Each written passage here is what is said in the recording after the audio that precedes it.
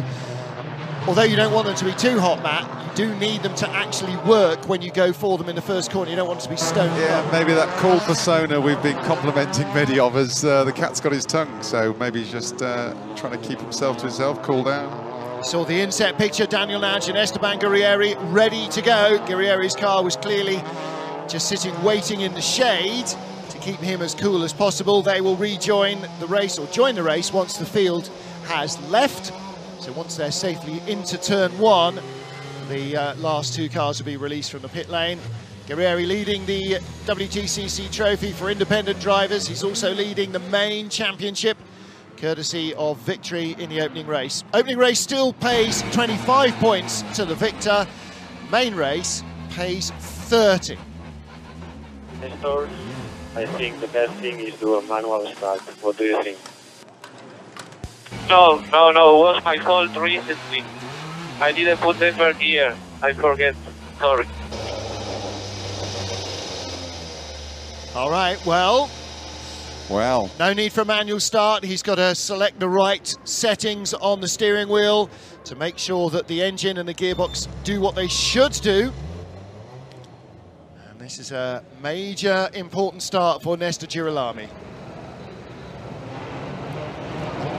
Cars on the grid, waiting for the lights to go off. Red lights are on. Thiago Monteiro, the pole sitter, on the right. Nesta Girolami does not make a great start. Banani again very quickly away, so is Norby.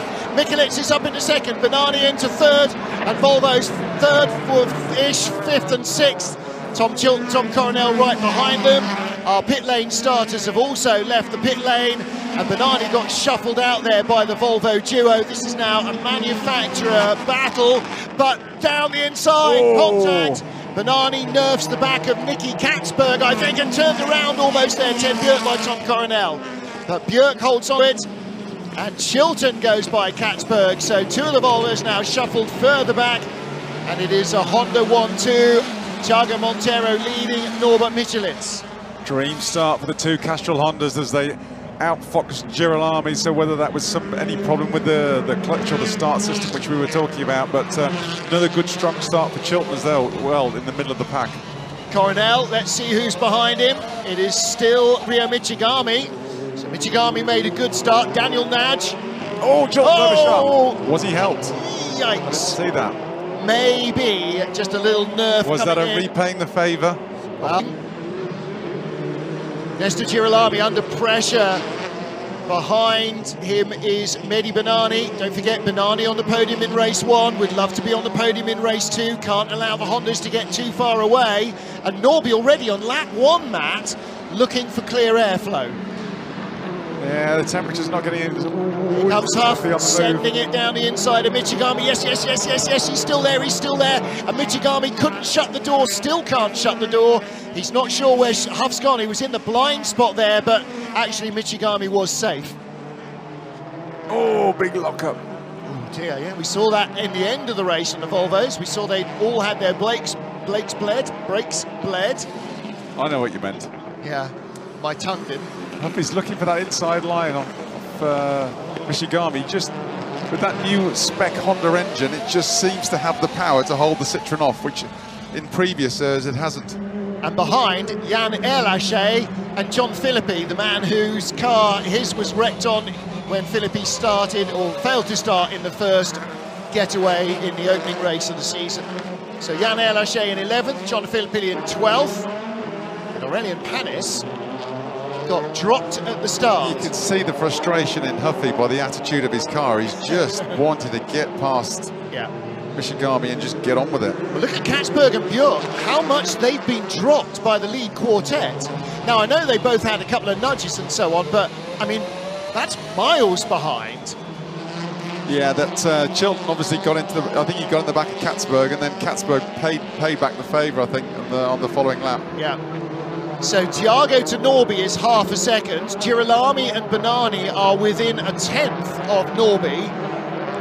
And then 3 seconds is the gap from Banani in 4th to Katzberg in the next Volvo in 5th. 3 seconds in 2 laps. Now all these cars are on base weight, so they're all on 0 weight. Bar Banani, who's going to be on, he's on his 50 kilos, so He's hanging on to the back of him. I mean, all he's got to do is sit there, just hope Girolami will have a go at one of the Hondas and he can pick up some scraps. Well, they're all four of them close together, aren't they? And then the two Volvos are starting to pull away from Tom Chilton. Coronel's got Michigami and Huff behind.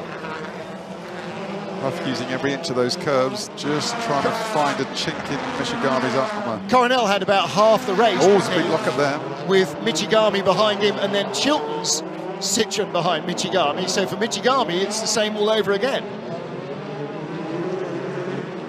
21 lap race, beg your pardon.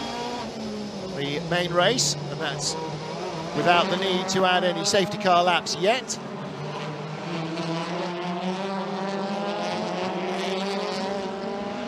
Huff again in that black all-inkle car, got a really good launch there, down into the braking area. Can he get around in turn 3? Watching Ted Björk, watching Nicky Katzberg from on board with Ted Björk. Katzberg, Björk and Chilton, that's 5th, 6th and 7th. Here they come. Sweeping round the left and then over the brow, dropping down into from the right into the left-hander rather. That's surprising. Katzberg's locking up his front wheels. Now, one, it's this early. He's got a smell of an imbalance there. Yes. He's looking. But if anything, you're going to be locking up the rears. Except the front drops first, and of course you have most retardation, like in a road car, on the front. Huff is looking at every corner as an overtaking opportunity here on Michigami. And the more he does it, Matt, although Michigami's hugely experienced, the more he's going to rattle it. Race 1 winner. Just at the fastest lap of the race, back in 14th place. And for the independents, there is an extra point for fastest lap as well of the independent drivers, so he may well end up bagging that. So it's going well for Esteban Guerrieri. He's in 14th, but nevertheless, that extra point for fastest lap needs taking by somebody. And it's a second a lap quicker than, no it's not, because Montero's just pulled his finger out, so he's got the hammer down and just dropped Michelitz by half a second in that lap. Yeah. Well, our timing screen says that Thiago is 1 1/4 seconds ahead of Norby. I'm not sure he is. Maybe only at the line. Huff still trying to find a way past Michigami. Big lock-up from Chilton. Or was that Volvo tyre smoke in front of Chilton? Just almost, he's got the overlap. Yeah. Yep. And Michigami could have fought that until the cows come home and would never have got by. There's Huff's mum. Huff Mummy and Huff Daddy in the garage. Gets through and moves on to the next one, Coronel. That's not a 2 1/4. That's a car length and a quarter. Oh, the timing screen is paying us. Oh, and Aurelian Panis looks like he's run out of... looks like he's run out of brakes. Or has he? That's why he dropped back. Because he was right up behind Yann O'Shea at the wheel, at the line. Cars 25 and 63 under investigation, and that is Benani and Katzberg. So nudging his way through. Are they going to say, would you say it was an unfair move? Well, on the opening lap when everybody's brakes are cold and under hard braking like that? He did help him. He did help him, he did touch him. But it wasn't a side-to-side as well, Martin. It was a front-to-rear, so you'd have to say... Well, he had a bit of an overlap, but then look at the, here under braking, he would have a bit of an overlap because he's got a car with better brakes. If you just push someone in the back, then... Well, we might get a chance to take a look again at that, but it might be that Mehdi Benani's hopes of a podium are about to fade. More tyre smoke down into corner 3. And Huff is all over Coronel, and this is for 8th.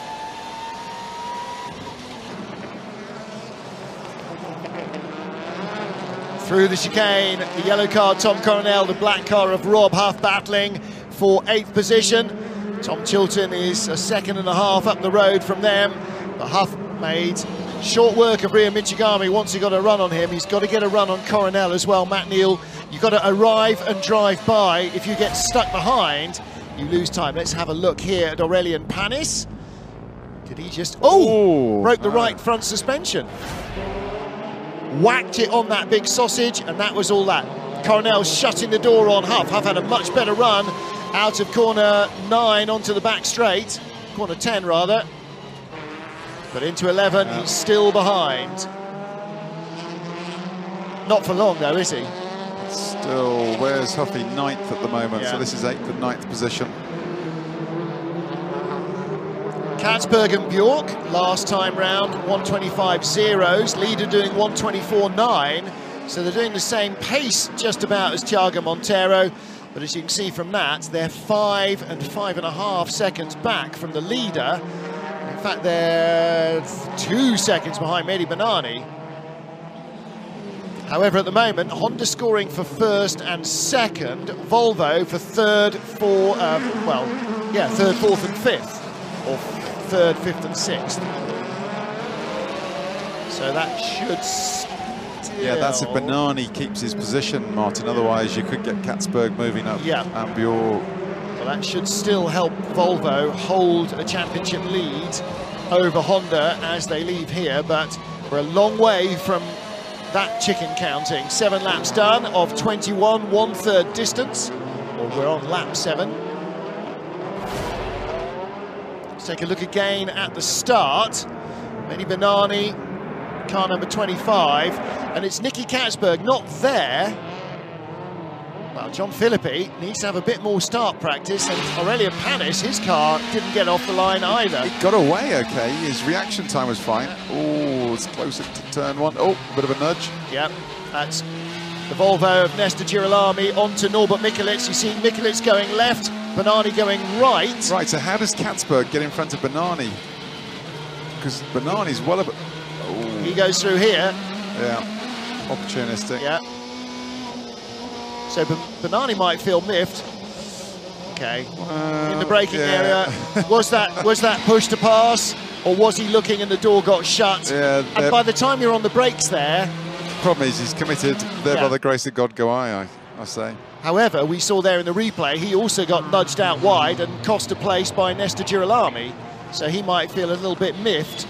Chilton having a nose through, good move. Yeah. If Girolami hadn't pushed Benani wide, Benani wouldn't have been behind Katzberg. Oh, no. Yeah, that was early on, wasn't it? Yeah. These are all the incidents. We've got yellow flags out still for Aurelien Panis, and a vehicle ready to rescue his car. Undrivable, there'll be no steering, and that right front wheel will be doing self-steer. There's Ivan Muller, senior advisor. He's been doing a lot of work with them during testing. Not many with more experience than him. No, exactly right. And you know, we say this all the time. If you're coming in with a new team and a new car, hire a multiple champion to tell you what a good touring car feels like, because he knows. So wave by for the latter part of the field from Bruno Carrera, our safety car driver. He's waiting to pick up race leader Thiago Monteiro. Good tactical safety car, build, back the pack up. Well, it's not exactly a tactic, but it works well for Thiago Monteiro. Well, they're still going to investigate 25 and 63, not 25 and 61, Nestor Girolami. That's Benani and Katzberg. Yeah, so that was that incident under braking into turn 3. Oh, it's been a tough weekend for Zenga, isn't it? Yeah, really tough. Aurelien Panis got a point in his first race, will not get a finish in his second. However, Jan Erlaché is in 12th. This is where we're going to see. Yeah, wow, it was the Katzberg, tiniest of touches, but then when you're fully committed under braking, Matt, it has a big effect. Was Katzberg trying to close the door too late, or was that his line? Well, Benani sends it, and there's still a gap. But you could say it's an ever-reducing gap, so... Yeah. Well, Marc Duez is a very experienced driver. He's our driver standards advisor, so it's his choice. You probably have to say you're putting your nose in there where the gap, the gaps. They'll probably do him for that one. I don't know. It's there'll be good arguments for and against. Well, see, my argument for Benani, playing devil's advocate, was if Girolami didn't push him out wide, he would have been ahead of Girolami and Katzberg, and would never have made contact with Katzberg. Yeah, but on the other side of the coin, you could see the attitude and the direction of the circuit and the way the concrete wall's coming in. You know the gap is going to decrease. So by putting your car there, the contact is unavoidable. Yep. So It's not our decision. Indeed, we'll just talk about it. Indeed not. And we'll wait to see what decision is made. William de Bakela. Yeah. Watching his cars, currently first and second, and Michigami in 10th. So Michigami earning points as well here, or a point at least. So first and second pay 53 points, and 10th 1 point, so that'd be 54 points. And I'm going to do counting. You watch the screen in case anything interesting happens. Big haul for Honda this will be, so... Volvo will get 19 plus 13 plus 10. They're still going to outscore 42. Thiago Monteiro was being advised by the team, we understand, from our spy in the cab, Neil Cole, that he was being told by the team to slow the pace down, to sort of bunch the rest of the field up behind him. Not behind the safety car, but during the race, the early parts of the race. Norman Michelic behind him. They wanted to bunch everybody else up. Safety car about to come in, as our race distance is now out to 23 laps. This is exactly what Rob Huff will want. Bunched back up again, so cause a bit of confusion, a bit of bottlenecking, see if he can see in opportunities. Well, lights off on the safety cars. He exits turn 10 and sector 2. And Bruno Carrera will beetle off down towards the pit lane entrance as Thiago Monteiro will get ready to launch himself into the lead. Now, what he'll want to do is somehow... Ooh, he's gone very early. Caught Norman Michelic entirely by surprise. And Norby was still weaving when Thiago had the hammer down. So Thiago has made himself a winning margin, but he's sacrificed Norby. He's thrown him under the Volvo bus, potentially. If the two of them had coordinated that and gone go, go, go, when Norby wasn't weaving, they could both have jumped away from the Volvos. Because, Matt, that was quite early to go onto the gas after the safety car. The maximum gap is 5 car lengths behind safety car. It's a good idea to make a bit of a gap, but the maximum permitted is 5 car lengths. Okay, drive-through penalty for car 86, which is Esteban Guerrieri for working on the car in the fast lane. So they had the bonnet up, they were working on it rather than pushing it out of the way. Rob Huff now looking at Tom Coronel, trying to get through. So our race 1 winner, who had to start in the pit lane, has been handed a drive-through penalty. So he'll have to go in and drop right to the tail of the field. Yeah, you'd have to say that's bad teamwork from the Honda team with Monteiro and Michelic. You'd think they'd work together to break Girolami. Yeah.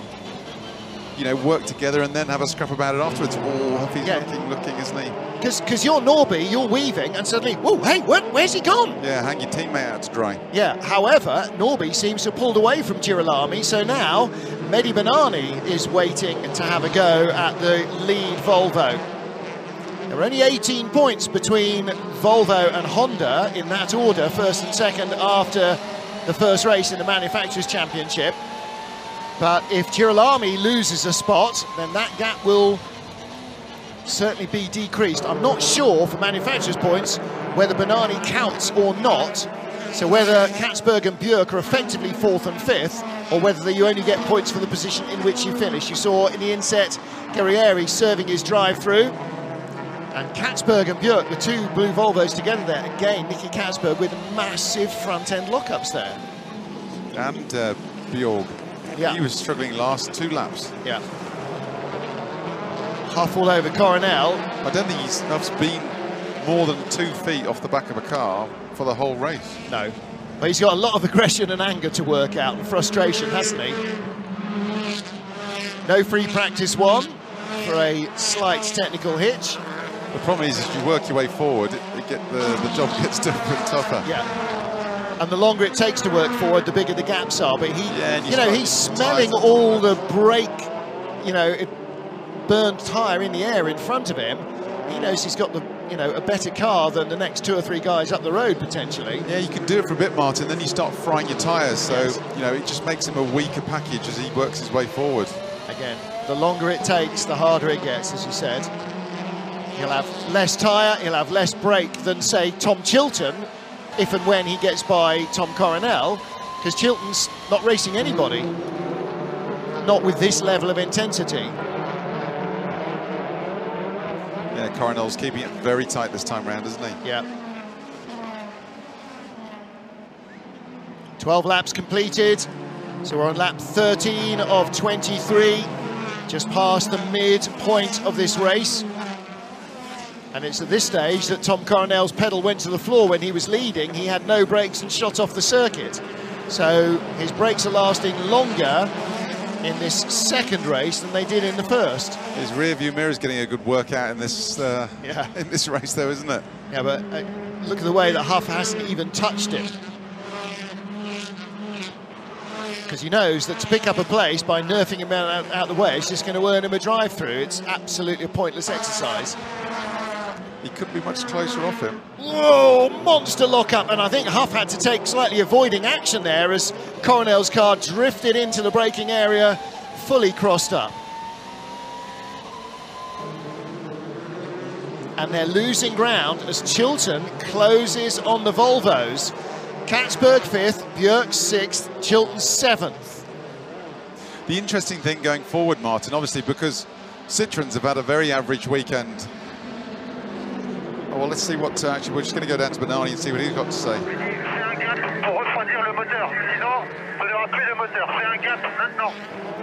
Okay, they're telling him to keep a gap to cool the engine. So his engine temperature is starting to send off alarm bells on the laptops on the Pratt perch. And so they're, well, not so much keep a gap, but hunt for that cool air. It's exactly what you do in a wet to dry race, Matt. You try and keep the tyres cool by moving offline to search for water. Here you're trying to do it to search for clear laminar airflow. Yeah, you can see the Honda's doing it at the front, but yeah, just going back to what I was saying is the Citroëns have had a very average weekend. They're carrying the weight, so by virtue of lap times, the way the calculations work, we are going to see before long the Volvos and the Hondas will start to gather weight, and they have to carry weight penalty, and it will be coming off the Citroën, so there's going to be a complete role reversal. It's not going to be 50 kilos one way. If the Citroën loses it and they gain it, it's a double whammy in the other direction. Yeah, exactly so. Well, now you can see that Bernani is starting to struggle a little bit for pace, because suddenly Nicky Katzberg and Ted Björk are closer to him than he is to Nesta Girolami. But as Rob Huff and Tom Coronel are proving, catching is one thing, passing is entirely another around here. The straights are short. However, they might not need to pass Mehdi Bernani, because Bernani might end up with a drive-through penalty. Neil Hudson from Touring Car Times tells us if positions between Honda and Volvo remain as they are, their top two cars scoring points, they will be tied leaving Marrakech. Now, what he didn't tell us is if the car of Bernani is invisible for points, or if they move by him to go 4th and 5th instead of 5th and 6th, then Volvo will gain more points, I think. Thiago Montero still with the lead. Norbert Michelisz second. Honda went 1, 2, 3 in qualifying here, 1, 2, 3 on the road in the main race last year, only to have that taken away by the judiciary later on in the season over an argument over the flat floor of the car. So can they get a 1-2 result here?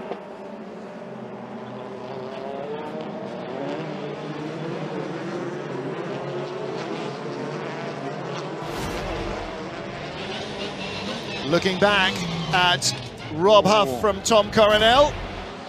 A little touch there, but in a straight line under braking, so Coronel still remains in front. The gap is growing between the Volvos and Tom Chilton. He's being dropped. You can see as soon as Huffy gets some clear air, he's up there, right, setting the fastest front sector, but then he just gets bottled back up and just gets stuck there.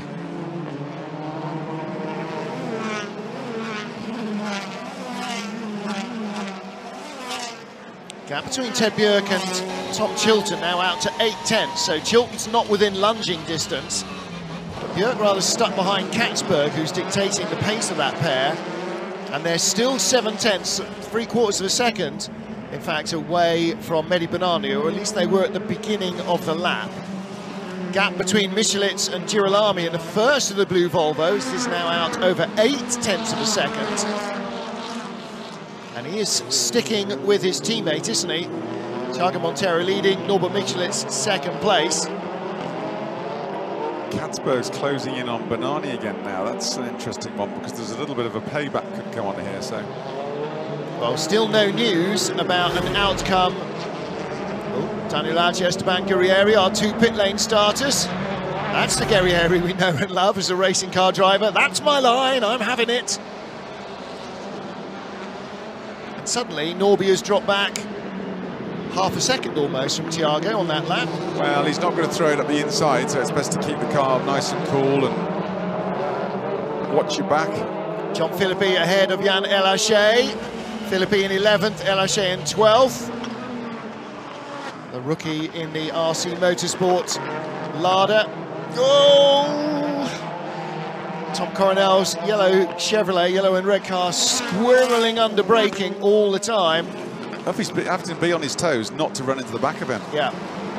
And that's the danger, isn't it? Is that Tom's suddenly having to get onto the brakes earlier than Huff needs to or wants to. There's Pauline Svart watching from the pit lane, hoping that Tom can hang on to this one. And ooh, was there a place change between the Volvos? Don't think there was a touch there, but again, Huff's in danger. Yeah, there was. You could hear the bump. Yeah. But again, that's because Tom's on the brakes so early and Huff's braking in a normal place. I wonder what alarm bells are sounding on Norby's dash, because he has dropped back a little, looking for clear air. Oh, yeah, another lock-up from Chilton or the Volvos. These tyres are going to be like 50 pence pieces, aren't they? Oh, mate. Red hot as well. You won't want to be touching any of these tyres as the cars come into parc fermé. Your hand will stick to them. And it'll burn. Let skin off your palm. Tom Coronel still holding off Rob Huff. 8th place. How many times can Coronel defend if I move? 3-4 times, weaving. That's the way of it, and unfortunately there's no space for Rob to create another overtaking opportunity. If Tom puts the car in the middle of the road, then it's not wide enough to go round. Yeah, what Rob's complaining about is he's moving from side to side, so Huffy goes to make a move on him and he'll move to cover it, so he goes the other way and he'll move to cover that way, so that is frustrating. Yeah, but not illegal. And it's difficult to police, Martin. Yeah. Well, you know, the straights are short here, so you do move naturally on most of them from one side to another anyway. It's just when you move, you wait to see where the other guy's going before you really commit yourself. So here, he could have gone all the way to the left, could have stayed all the way to the right, but now he moves over. He's weaving, rocking left, rocking right, in one straight, go down. He's not happy, is he? Well, I don't think Tom's going to get a drive-through. The very most he's likely to get is a black and white warning flag. And again, as we're used to seeing in Formula One, frustration coming out over the pit radio. Tom Chilton's found some extra pace, fastest first sector of the race for him on the last lap, closing in on the Volvos. 4 more laps after this one, so maybe Chilton fancies having a bit of a stab at the blue cars in front of him. He's probably choking on burnt brake smoke. Huff Daddy watching from the pits.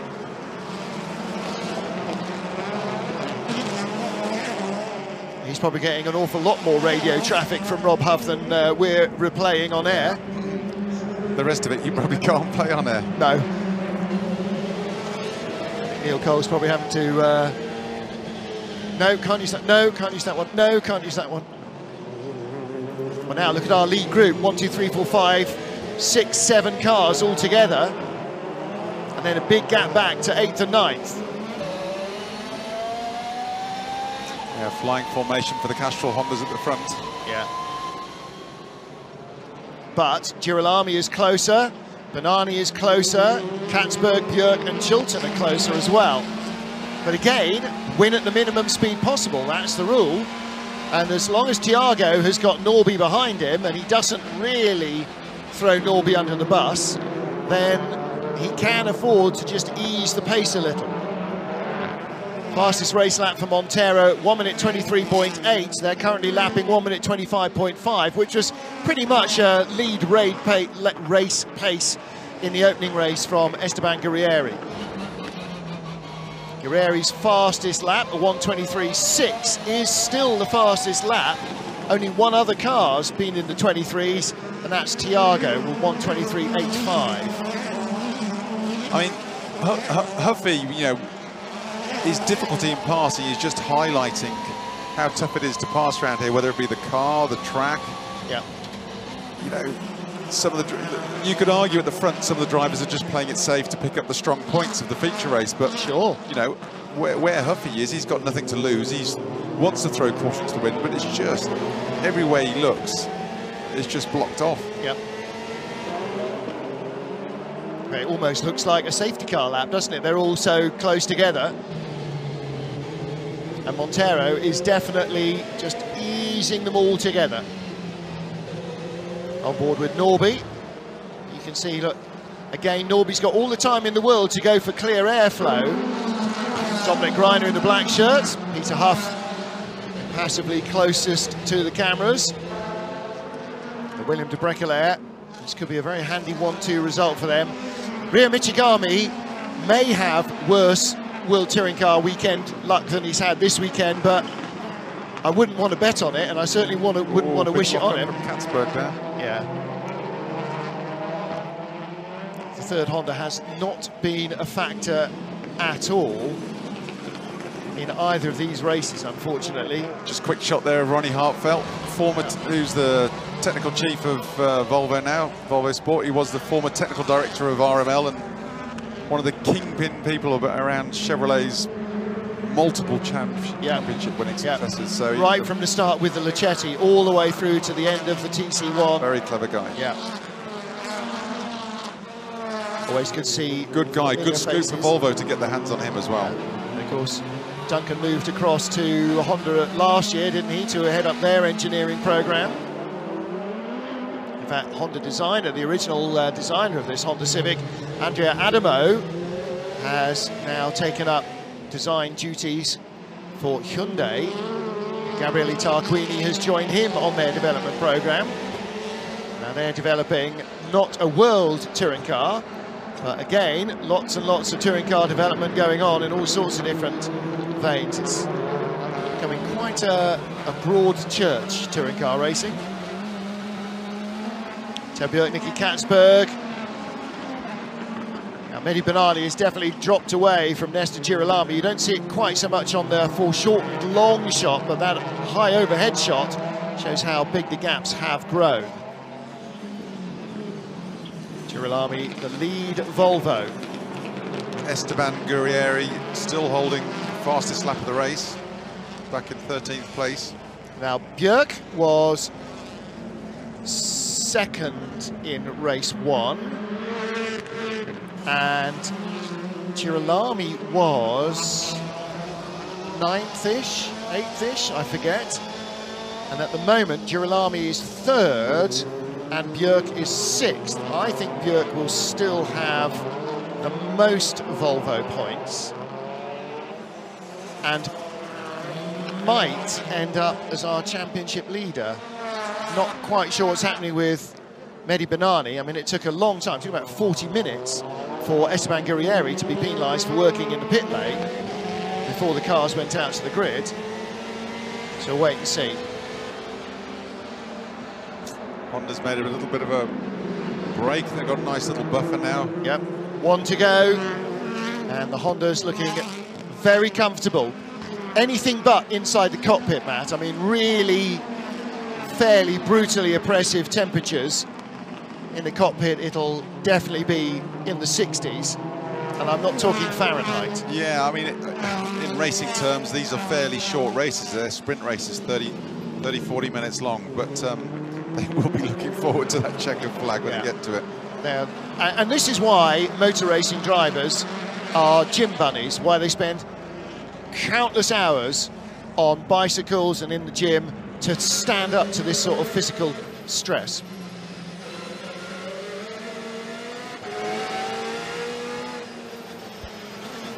Thiago Monteiro heads down to the final couple of corners, out of turn 10. Is Michelet's getting a bit feisty? It would be nice to see, wouldn't it, for us? Well, anyway. I'm not sure that Norby's the sort of guy that's going to try and nick it off Thiago in the final corner. However, he will be as close as he possibly can unless or until Thiago gets the checkered flag. And as they come out to the final corner... Thiago, vai, Thiago, vai, Thiago! Grande Thiago! Lots of Italian jubilation on the radio. Yes! Well done, guys. Well done. Yes, sir. Little sort out for 12th place between our rookie Jan Erlacher and our opening race winner and championship leader Esteban Guerrieri. And Guerrieri in the end does not get by the young Frenchman. But Honda have their 1-2.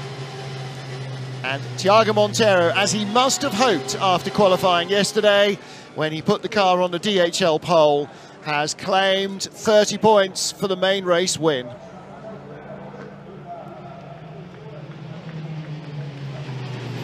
The blue Volvo of Nesta Girolami pulls alongside the Castrol Honda of Thiago Monteiro, undoubtedly giving him a little thumbs up. Girolami finishing on the podium in 3rd spot. And that will be his first podium finish. And Thiago Monteiro, from his 4th career pole, moves himself into double figures. It is World Touring Car win number 10. Oh, we didn't see that. Last lap.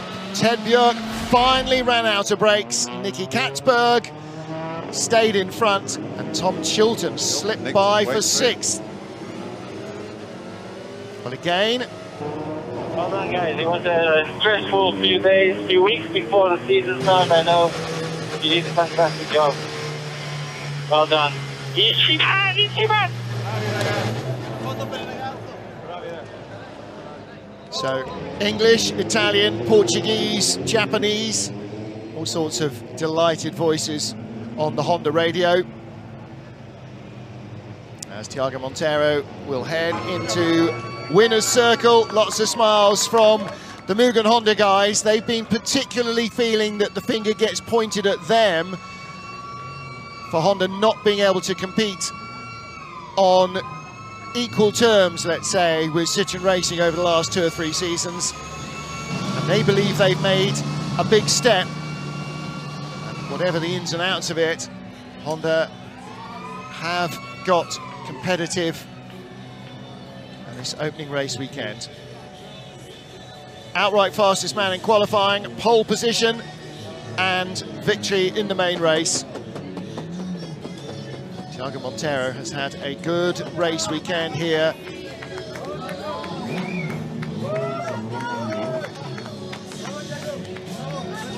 Well, he, Norbert Michelis, both had to figure themselves as potential champions this year. Mehdi Benani, perhaps. Tom Chilton, perhaps. Rob Huff, perhaps, as well. What about the Volvos? Nicky Katzberg, Nesta Girolami, Ted Björk, who knows? A very happy Castrol Honda team and a very happy, if slightly warm, Thiago Monteiro, our main race winner here in Marrakech. And if we're going to have a hotter race in Europe, it may well be his home race in Villarreal, Portugal.